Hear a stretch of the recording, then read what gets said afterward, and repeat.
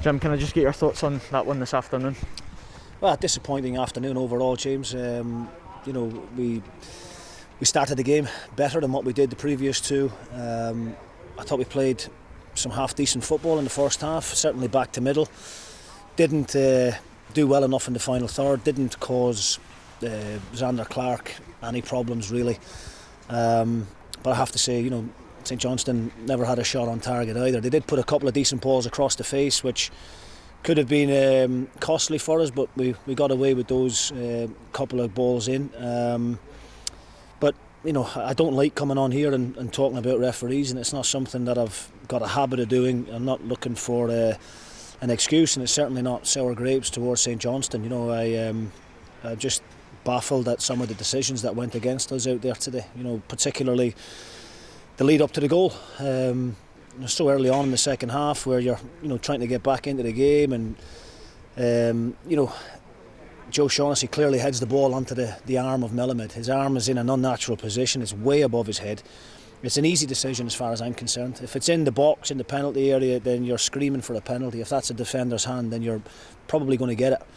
So for whatever reason, the referee doesn't give it, because he's got a very good, clear view of it, and he chose to play on, which leads to the goal. Jack makes a good save. We don't react. We don't help him out, and ultimately we find ourselves a goal down. The other big decision and the big talking point of the game is Cammy McPherson's red card. The first tackle is borderline for me, but there hasn't been a bad challenge in the game. It wasn't a dirty game.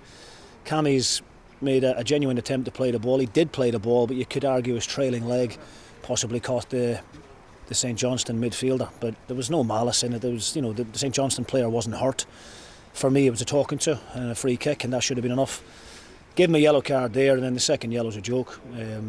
Cammy loses possession with the header, but he reacts. He makes the tackle. He clearly wins the ball changes direction, and Stephen McLean awards a second yellow. And you've got a mountain to climb then, because you're a goal behind and then down to 10 men. But I have to credit the players. I thought when we were down to 10 men, we kept trying to play. We kept trying to pass the ball the way we like to, but unfortunately we just didn't do enough going forward. We didn't work Zander Clark at all, which is really disappointing when you consider the firepower that we had on there. I had a 0-0 written all over it, as far as I am concerned. Jack has made one save in the whole game, and we've not worked Zander Clark at all. So it's just a really, really disappointing afternoon overall. I know it's hard to take any sort of positives when you've lost a game like that, but as you mentioned, when we go down to 10 men, the character that the player showed, was that pleasing?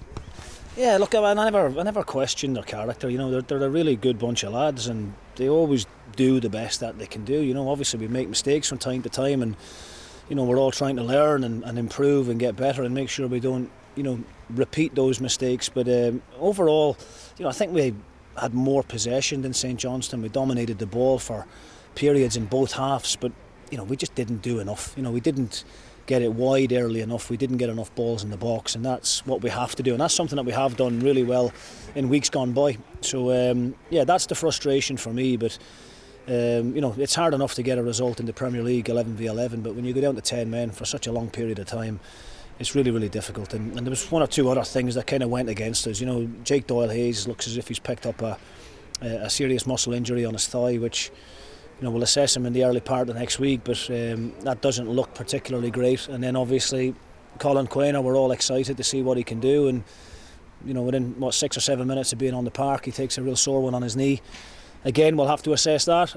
Hopefully the big man will be okay and we'll be able to shake it off in time for the semi-final on Sunday. But look, I can't be too critical of the group. I think it's only our third defeat in 17 games. But it's a disappointing one today, because I felt, if we keep the clean sheet, then we would give ourselves a chance. But when the referees are making those kind of mistakes, then it becomes very difficult. Just on that semi-final, is that the kind of perfect game to try and put this disappointment behind us? Yeah, look, obviously you want to go into that type of game off the back of a good result and a good performance. Unfortunately, that's not the case for us, but the boys won't need any motivation from me. They are well aware of the importance of the game to the club and to the fans at home. And no, look, we'll be disappointed tonight. We'll feel a little bit sorry for ourselves tomorrow, but come Monday morning when we're back at it, the boys will be fine, and they know what we have to do. Livingston are a really good team. They're on a great run. Won 8 games on the spin, I think, prior to today, and went into and picked up a point against Celtic as well. So that'll tell you what we're up against in the semi-final. They're the form team in the country, along with Rangers, and we have to go and match them. It's as simple as that. But we've already beaten them twice in the league, and we believe that we're capable of going and beating them again in the semi-final. And if we do that, then listen, that would be a fantastic outcome for everybody. Jim, thanks very much for your time.